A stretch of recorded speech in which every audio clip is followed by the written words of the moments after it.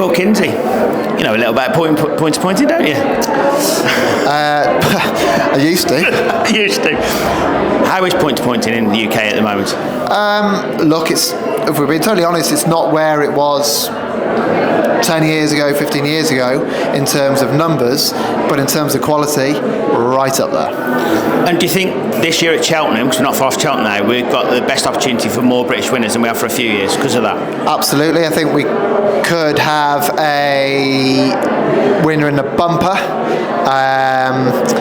Jack Teal horse, the Mass Marvel horse, Calypso to chance, is it? I think he's got a great chance, funny enough. And it, like Gordon Elliott, to be fair, like he loves buying English pointers. He sees great value rather than paying 400 grand for one that wins an Irish point to point. I think Calypso was like 70 odd grand or something like that. Well, he looks great value now. So,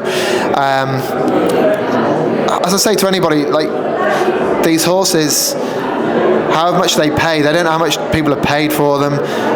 You don't have to be a gorgeous looking horse to be a good horse. And what we do have in this country is the people who are still training point to pointers are very, very capable, and they're showing it, and they're very good producers of horses. And it's fair to say without point to point we wouldn't have the quality we've got this coming week at Cheltenham.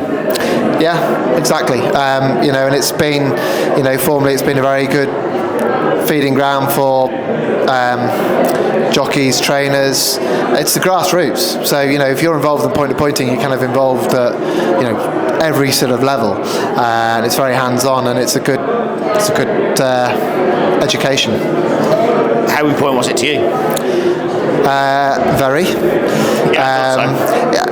Yeah, I mean, like, if you told me when I was at school that I was going to race ride, let alone do what I do now, probably would never have believed you. But point to pointing and then riding as an amateur and then training point to points has probably helped. That's definitely put me in a position where I am today. The riding side sort of got me all over the country, meet different people, and the training side, you just kind of learn every. I'm predominantly a breeder and pinhooker now, but it gives you another insight. So I kind of feel like I've had some experience of riding, training, handling, and point to pointing. You learn the hard way. Yeah. But it was also great fun. And where are you at today? Where do you feel you're at today? I'm predominantly a breeder and pinhooker now, so we have a fairly large band of broodmares with, not all my own, with owners as well. And a lot of those routes are still actually from point to points, owners who've got into breeding and, very local and further afield. So, are you pinching yourself a little bit as to where you're at? I know you've worked hard, but... Yeah, I mean, yes. So, yeah, I mean, but I don't feel any different to when, well, I'm not, I still love going point to pointing. In fact, if you told me, would you want to go and have a day out at, I don't know. Be careful. I would be careful what I say. Let's say somewhere further afield, Catterick or somewhere. Yeah. Don't get me wrong, I love going racing in the north, but I love going point to pointing, and I don't do it often enough. I have young children, but a day's point to pointing, having a winner at a point to point with all your mates and friends and family, that was another thing great about point to pointing. You did it as a family. There is literally nothing better.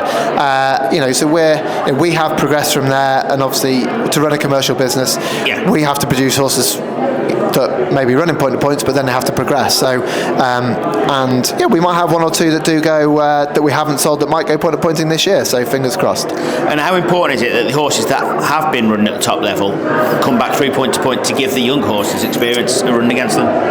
What in terms of like coming back down? It's questionable. I think it's a good thing because you want to get people through the gate. You want to see those big names, and if it's going to survive, we need that, and we want competitive hunter chases. And I think it gives a bit of competition is good for anybody. So if you've got good horses coming through and they get a chance to take on those better horses or formerly better horses, great sport. Biggest tip this week? Shall I give you a treble? Go on then.